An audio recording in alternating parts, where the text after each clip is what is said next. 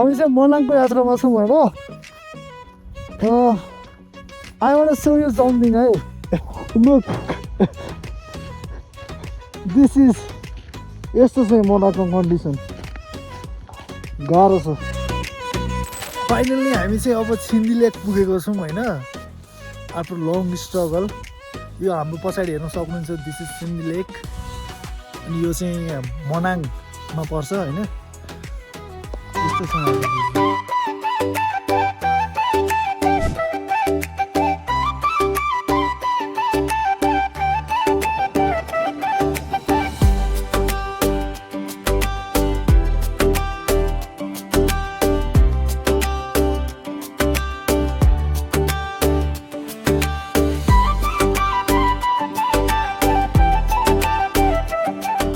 हामी होइन अब यहाँदेखि चाहिँ अब हामी आइसले पर्वतिर जाँदैछौँ देखिएको बाटो अनि यहाँ पछाडि चाहिँ हिमाल देख्न सक्नुहुन्छ हजुरहरू हामी चाहिँ त माथि जाने हो हामी कहाँ भयो माथिबाट बाटोमा देखाउँछु होला एकदम राम्रो छ सुन्दर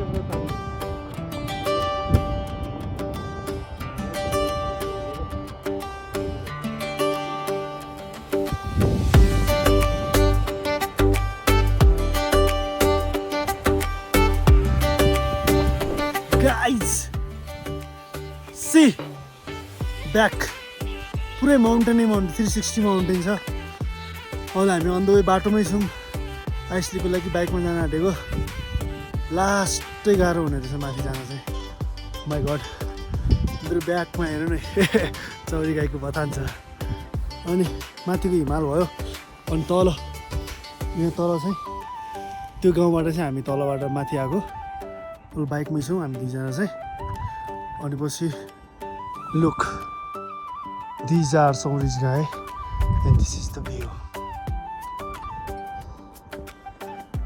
अनि तलको बाटो छ नि यो बाटो हुँदै हामी यहाँ तल स्टे गरेको थियो त्यहाँबाट घुम्दै घुम्दै घुम्दै यता माथि आएको छ यहाँदेखि फेरि उयो देखेको रोड यो हुँदै अनि यहाँ माथि बाइक राखेर अनि त्यहाँदेखि 1.5 घन्टा हिँडेर हाइक गरेर अनि त्यसपछि बल्ल चाहिँ हामी आइसलेक पुग्छौँ ल बाटोमा फेरि भिडियो बनाउँदै गर्नुपर्छ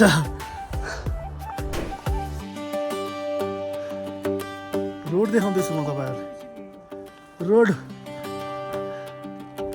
तलतिर अब यसरी नै हिँड्नुपर्छ साइडमा हिमाल छ रोडको कन्डिसन यस्तो बेहाल छ यहाँदेखि माथि जानु छ गाह्रो छ अब ब्याक टु यस्तो नराम्रो उकालो छ नि यहाँदेखि अब बाइकलाई चाहिँ चढाएर लग्नुपर्छ यो उकालो हेलो बाटो लास्ट गाह्रो छ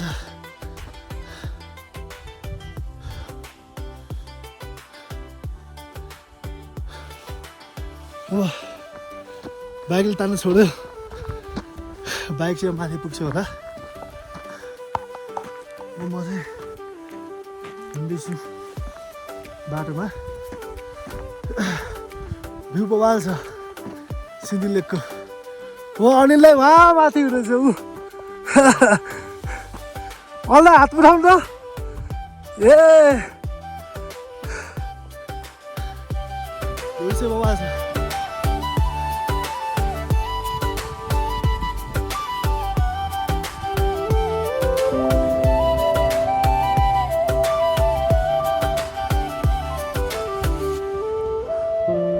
गाइस फाइनल्ली अब चाहिँ हामीले यो बाइकहरू साधनहरू जे हुन्छ होइन गाडीहरू राख्ने ठाउँ चाहिँ पुगिसक्यो बाइक यहाँ छ अनि यो हाम्रो पछाडि देखिएको त्यो तलको गाउँ चाहिँ मनाङ भ्याली हो उयो यो चाहिँ मनाङ भ्याली अनि यहाँदेखि यो रोड हुँदै हुँदै हुँदै ऊ यहाँ पारी देखेको चाहिँ खानसार हो त्यहाँदेखि माथि तिलिचो लेकको ट्रेल सुरु हुन्छ अनि अब चाहिँ हामी यहाँदेखि 1.5 घन्टा चाहिँ हिँडेर आइस लेक पुग्छौँ 1.5 घन्टा चाहिँ हामीले हाइक गर्नुपर्छ अनि हाइकिङ रुट चाहिँ यो माथिको हो यो माथि हुँदै जानुपर्छ अनि यसको पारी चाहिँ आइस लेक छ। अब एकछिन 5 मिनट चाहिँ हामी यहाँ रेस्ट गर्छौँ। त्यसपछि अनि हल्का चाउचाउहरू स्निकरहरू हामीले बोकेको छौँ त्यो हल्का खान्छौँ अनि बिस्तारै चाहिँ हामी अब आफ्नो हाइक सुरु गर्छौँ। अब आइस माथि चाहिँ आइस लेकमा भेट्नुपर्छ है त आइस। Stay tuned. हाइट हिमालै हिमाल छ त वरिपरि। अब हिँड्दिन यो यत्तिकै अन्त अनिलाई जाउँ माथि। पानी उता माथि गएर खानुपर्छ क्या। बिस्तारै हिँडौँ न। कष्ट छ हजुर कष्ट छ। अब यस्तो बाटो हिँड्नुपर्ने भएको छ। आइसै आइस यहाँ टेकेर हिँड्न सकिँदैन। लड्ने चिप्लिने सम्भावना बेसी हुन्छ। त्यही भएर साइड बाई साइड हल्का अब यो स्नोमा टेकेर हिँड्न त गाह्रै पर्छ। त्यतिकै जानु गाह्रो छ। लास्ट गाह्रो छ गाइस। ओ फक यस्तो बाटोमा यहाँनिर खुट्टा गढ्यो होला भर्खर। जस्ट हिँड्दै जानु आइसमा टेकेर कहाँ खुट्टा गाडिन्छ भन्ने पनि थाहा हुँदैन। जताततै आइसै ice. This is Nepal. Look at the view. हिँड्ने हो 1.5 घन्टा लाग्छ भनेको हिँडेको 10 मिनट भएको छैन। फ्याफाइ भइसक्यो त के हो यस्तो त। हस्ता ला भिस्ता साखा ला बिन्दु। वाउ क्या फल। ओ माई गड खुट्टा पुरै भाँसिन्छ नि यहाँ त। यस्तै बाटोमा हिँड्नुपर्छ है। आम्मा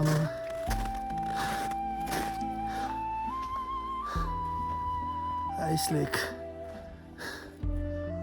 उफ आइस लेकमा हामी अब अझै ह्युज छ। आइस लेक माथि पुग्न यस्तो चिसो भइदिएछ। यहीँ सुत्दिएको म अहिले भर्खर। जस्ट केही पनि छैन वरिपरि। Snow mountain. अनि यो चाहिँ वान टाइम एक्सपिरियन्स छ मनाङमा। यसरी चाहिँ प्रायः जस्तो यतिखेर चाहिँ पहिलोचोटि परेको हो यो सिजनको। पहिला चाहिँ यो पनि पुरै ढाकिने हो। यो चाहिँ अब के भनौँ यो घामले चाहिँ छिटो पग्लेको। यता चाहिँ हल्का मात्रै परेको हो। यो चाहिँ एकदम ह्याप्पी परेको छ। यो पुरै जमिसकेको छ क्या। हल्का हल्का फुसफुस भएको छ।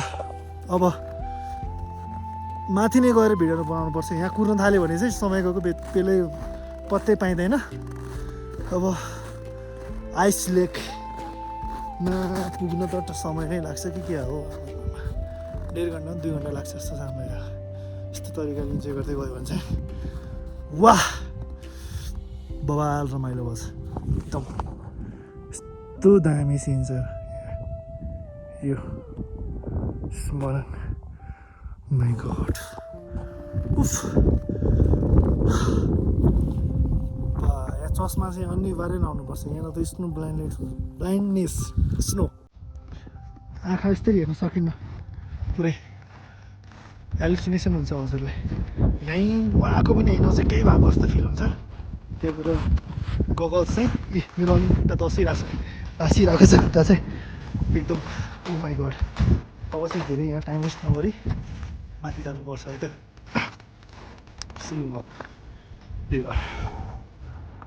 अब अझै ह्युज छ आइस लेक माथि पुग्न।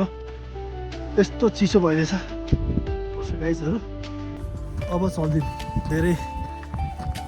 अब यत्रो सङ्घर्षपछि एउटा नजरिया चाहिँ हेर्नै पर्छ आइस लेकको। जाउँ माथितिर। चिसो त वाइल्ड चिसो छ। चस्मा चाहिँ लगाएरै आउनुपर्छ यहाँ चाहिँ। बिना चस्मा चाहिँ अब यस्तो नेकेडमा स्नो हेर्न चाहिँ वाइल्ड गाह्रो पर्छ। स्नो ब्लाइन्डनेस हुने चान्सेस बढी हुन्छ। त्यसले गर्दा चाहिँ 4-5 घन्टा तपाईँलाई टाढाको चिज पनि नजिकै भएको जस्तो फिल हुन्छ क्या स्नोले गर्दा चाहिँ। Oh my god. Oh. माथि माथि भेट्नुपर्छ है त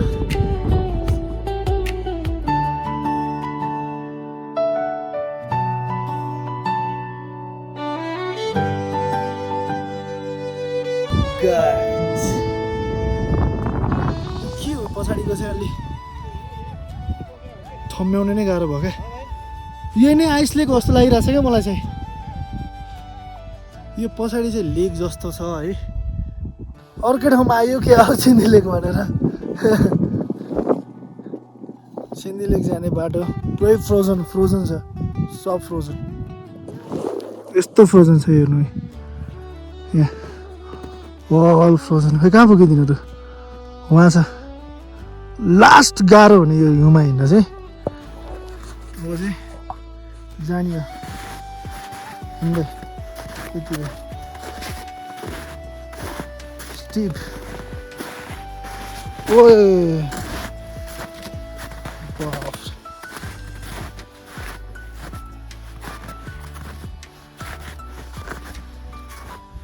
अब सिन्धुलीतर्फ जाने त्यहाँ पनि अब यस्तै फ्रोजनै छ सियोर हो अनि अब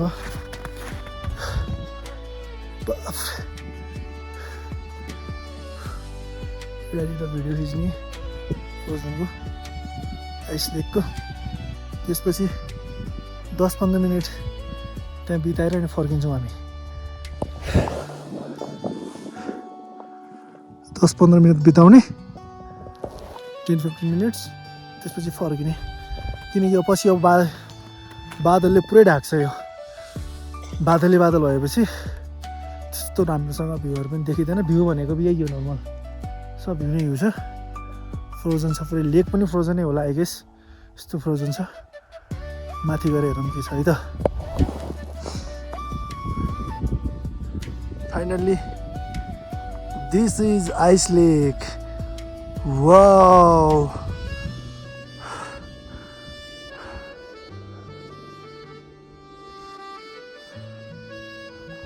ice lake so you guys look मेरो पछाडि जुन छ त्यो frozen that frozen lake is ice lake है अब यहाँ बाटो नै छैन क्या अब त्यहाँ जानै नै सकिँदैन किनभने अलरेडी फ्रोजन छ अब यहाँ चाहिँ फेरि अब यस्तोमा फेरि अब आफै रिस्क गरेर पनि बाटो बनाएर जानुपर्ने कुरो भएन अनि यो फ्रोजन लेक भएको आइस लेकको त्यहाँदेखि पानी बगी उताबाट पानी बगेर अनि यहाँ एउटा अर्को ताल छ त्यो तालको चाहिँ अब त्यो तालको एक्ज्याक्टली नेम चाहिँ थाहा भएन होइन कस्तो दामी छ wow nice ice lake finally we did it यो आइस लेक चाहिँ लगभग 4,500 metre above the sea level छ त्योभन्दा बेसी छ होला आई गेस 1000 चाहिँ मलाई थाहा छ त्योभन्दा आई थिङ्क 4000 यस्तै 100-200 मिटर माथि छ एकदम राम्रो छ एकदम बेस्ट ओ वाउ धेरै राम्रो छ एकचोटि अब आइस लेक आएर पनि हजुरहरूले मजाले इन्जोय गर्न